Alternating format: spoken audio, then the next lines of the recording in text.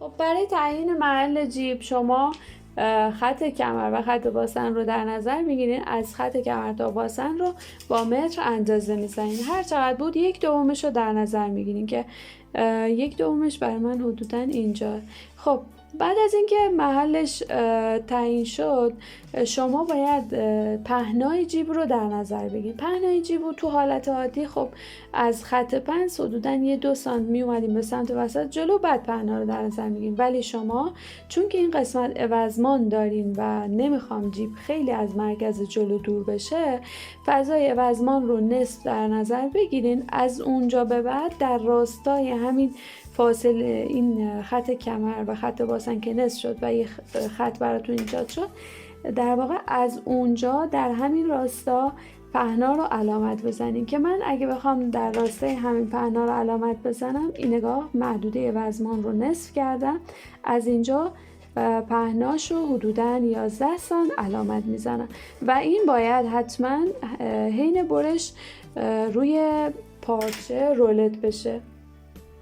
از 11 تا 13 سانت میتونیم پهنا در نظر بگیریم. پس محدوده وزمان رو نصف کنین، از 1/2 شروع کنین پهنا رو براش در نظر بگیریم.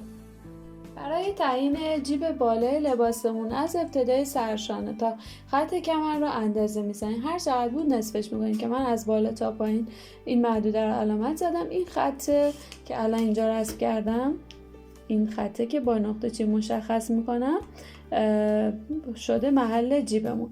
حالا از خط پنس سرشونمون از اینجا یا 4 به چپ 4 به راست، اگه سایز بزرگه شما میتونین 4.5 به چپ 4.5 به راست بدین که بشه کلا 9 سانت پهنه جیب. اگه شخص لاغره میتونین 4 به چپ 4 به راست بدین که من اینجا 4 سانت به راست و 4 سانت به چپ کار میرم و پهناشو در نظر میگیرم، یعنی اینجا.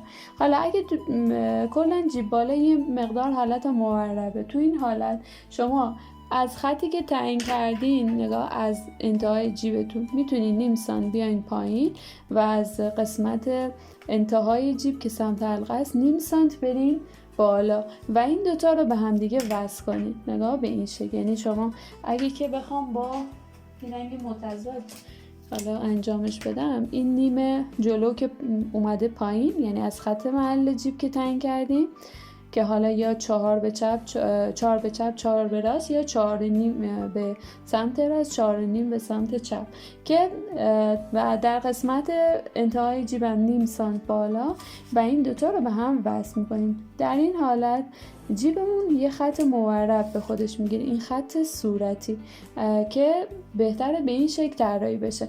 پس پهناش کلا یا 9 سانت برای سایزهای بزرگ یا 8 سانت.